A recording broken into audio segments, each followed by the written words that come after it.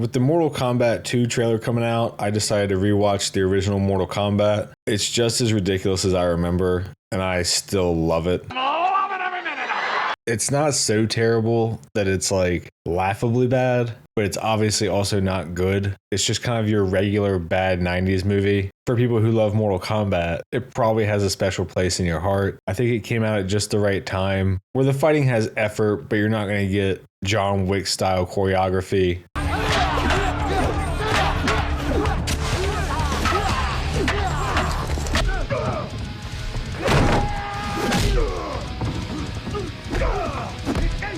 They clearly put effort into the costumes and sets, but the story is incredibly loose at best. The actors, I think, are good enough that they can have fun with it and get into it. And clearly you have guys like Robin Shou who were classified for their martial arts. He kind of ended up being sort of like a Jackie Chan that just didn't pan out, or at least not to the degree that Jackie Chan did. Kari Hiroyuki Tagawa became the Shang Tsung. They actually used his face model and voice in one of the more recent games. He still uses his voice for a lot of the Mortal Kombat stuff, and it seems like he just really got into it and really enjoys the role.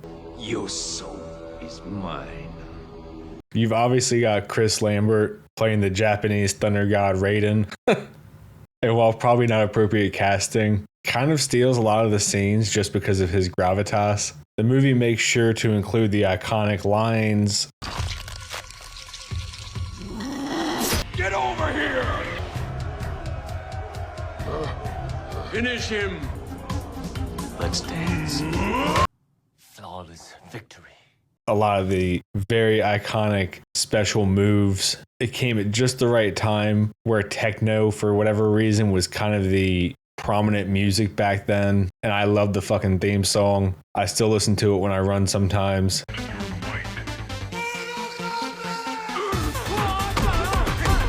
There's enough cheese to make you think you're in Wisconsin. It's the perfect amount of trying to be faithful to the game, but also not being taken too seriously. It embodies the 90s where you just have ripped ass dudes everywhere along with attractive women. For people who are a little bit younger, you might not realize that there's usually not a celebration when a biological woman is cast to play a biological female, like what just happened recently with Zelda, where there was an astroturfed push to cast a trans woman as Zelda. You get a woman who's both a badass and crushes men between her thighs.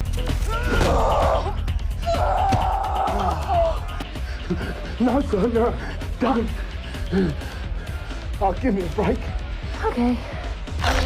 And also a damsel in distress that lets the main character play the hero. For some reason, no character in the movie knows what a flawless victory actually is, because they say it like half a dozen times, and I think it's only correct like once. And it's actually a nice reminder of how back in the day, bad movies used to still get a lot of fundamental things correct, which is probably a bizarre thing to say. But even a movie like Mortal Kombat, you have your little group dynamics. Each character has their own personality. They have their own goals. They have their own little arcs. I like that Sonya is kind of your hard-nosed, righteous woman who's very stubborn and wants to do everything herself. And at the end of the day, part of the climax is her being humble enough to step aside to let Liu Kang fight Shang Tsung because he's the only one that can actually beat him. And she relies on the friends that she's made over the course of the movie with Johnny Cage, Liu Kang, and Raiden. You get Johnny Cage, who's obviously the ego-driven, narcissistic, selfish asshole, kind of tries to be a womanizer, really into himself. And over the course of the movie, he also learns to trust in Sonya and Liu. He's kind of impulsive and arrogant and comes to the realization after their friend dies that he needs to be more thought out. But he's also willing to do what he needs to do when he fights Prince Goro, who we've seen just beating the fuck out of everyone with his forearms. He helps Liu get to Sonya so they can actually save her, and is willing to step aside and put his ego aside, also to let Liu fight Shang Tsung instead of trying to do it himself. And when Shang Tsung challenges him and tries to bait him, he just lets it roll right off his back. Liu is on a revenge quest for his brother, and he goes on your pretty typical protagonist revenge arc where they start out just bent on it, but find other people and other things to fight for along the way. This obviously being Kitana, Sonya, and Johnny. The movie pretty explicitly states that he has to overcome his fears, which he is afraid of Shang Tsung, who was able to kill his brother, who took his brother's soul along with thousands of others. You get a nice villain moment where Shang Tsung transforms into his brother to try to bait Liu into a vulnerable position. And while the execution itself is kind of absurd because he transforms right in front of him, I do like the idea that he's just villainous enough to try to emotionally manipulate Liu that way. And I think you get one of the better acting parts of the movie, probably, at least from Liu, where you can see that he knows it's not real, but he's kind of torn because he wants to believe it. And Shang Tsung gets him to hesitate just enough to get a couple shots in, but Liu doesn't just fall for it like an idiot. And at the end, he acknowledges that his brother is dead and that Shang Tsung killed him. And then obviously you get your nice closure at the end where he's finally satisfied his lust for revenge while learning his lessons along the way. He gets to say goodbye to his brother, who's now a spirit moving on, now that his soul is no longer trapped in Shang Tsung, and he can move forward with his life, not dedicated to just revenge, and certainly not into Mortal Kombat 2, because that movie's kind of like Fight Club, where rule 1 and 2 are, we don't talk about Mortal Kombat annihilation. Although unlike Fight Club, it's not because it's cool.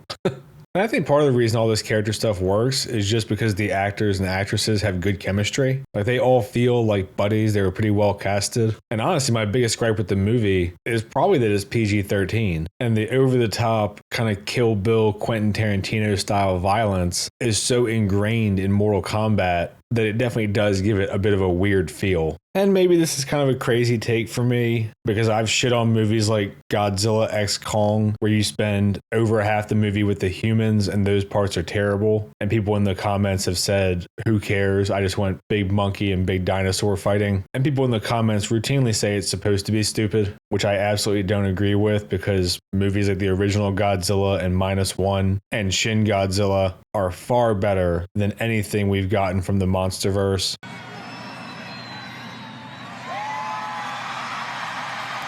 But Mortal Kombat might be the one series that I wouldn't want to see have some really heavy, serious story. Other things like Mortal Kombat Legacy I really enjoy, where you actually get the backstories for all the characters. It fleshes out a lot of the world. So maybe even in Mortal Kombat, there is a place for it. But I think part of what's so ingratiating about Mortal Kombat, and just part of the heart and soul of Mortal Kombat, is the amount of campiness, the amount of violence, just the general excess. I think the fan service is just as much a part of the excess as every other aspect, including the violence. Obviously, all the men are giant and buff also. It's great that you can fucking rip people's hearts out, turn into an animal and bite their head off. You can go really bizarre in the old ones and turn into a baby. There's all kinds of wild shit you can do.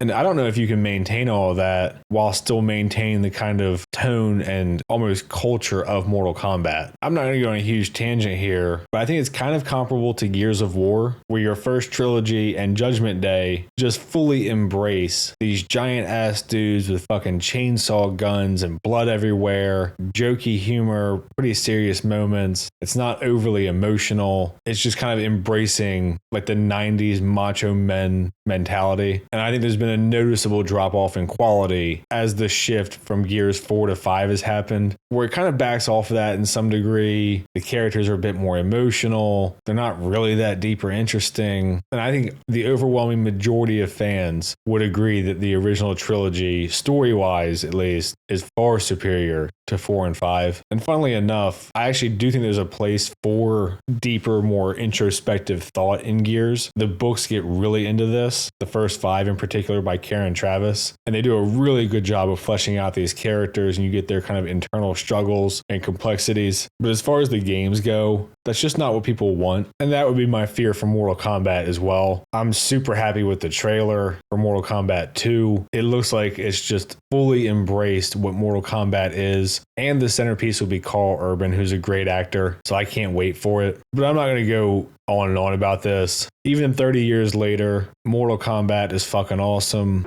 Those that doubt me, suck cock by choice. The games are still going strong, and I fucking love it. I'm going to go ahead and leave it there for this one. If you've seen Mortal Kombat, particularly recently, let me know what you think. I try to respond to the comments that aren't just insults, like and subscribe and all that shit. Thanks. See ya.